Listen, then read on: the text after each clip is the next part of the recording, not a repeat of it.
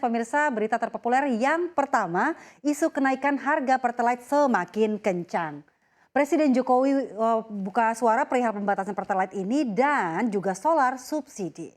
Kita lihat yang pertama, ini ada 3 skema pemirsa yang disiapkan oleh Jokowi perihal pembatasan ini.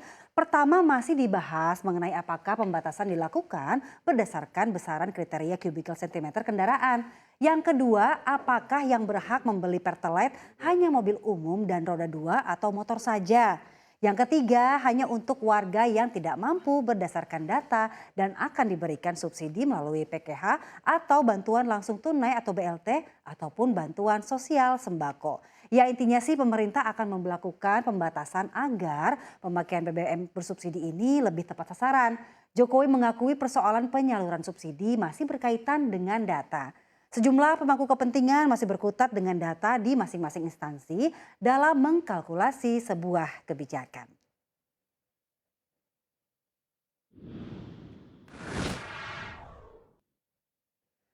Berita terpopuler yang kedua pemirsa ini mengenai apakah dana BPJS bisa dicairkan kalau kita tidak sakit ya.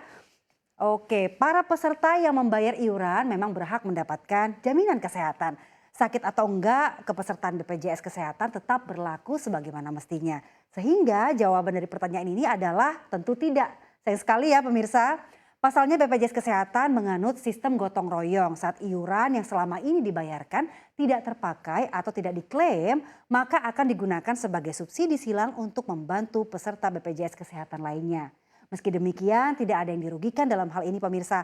Pasalnya dengan menjadi peserta BPJS Kesehatan, maka biaya pengobatan pasien dapat ditanggung, apalagi jika biaya pengobatan terbilang cukup tinggi.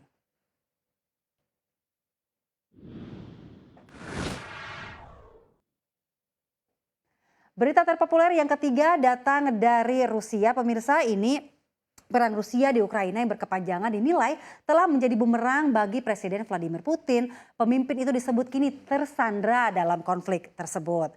Staf Umum Angkatan Bersenjata Ukraina mengatakan Rusia kini telah kehilangan sekitar 44.000 tentaranya.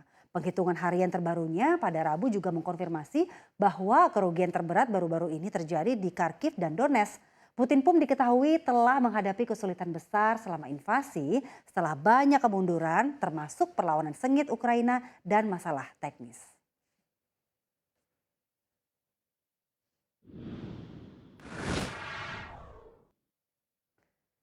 Selanjutnya ini berita datang dari Jerman di mana skandal besar terjadi di Jerman pemirsa menyeret kanselir Jerman. Olaf Scholz, bahkan Scholz akan dipanggil ke parlemen minggu ini terkait peran Scholz dalam menangani penggelapan pajak bernilai miliaran euro. Hal ini sebenarnya berhubungan dengan kasus skema CumEx sekitar tahun 2016. Ini adalah skema yang melibatkan penjualan atau pertukaran saham pada saat dividen siap untuk diberikan pemegang saham.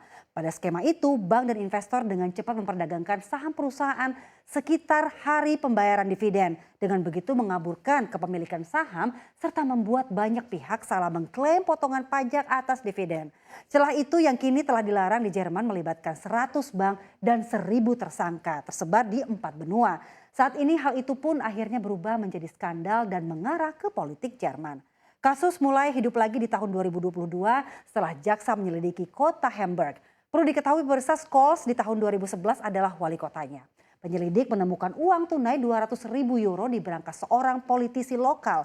Ini akhirnya menyeret pengganti Angela Merkel tersebut. Perlu diketahui saat ini koalisi pemerintahan Scholz terpecah, belum lagi tekanan publik karena ketidakpuasan yang meningkat akibat biaya energi yang melonjak setelah perang Rusia dan Ukraina pecah.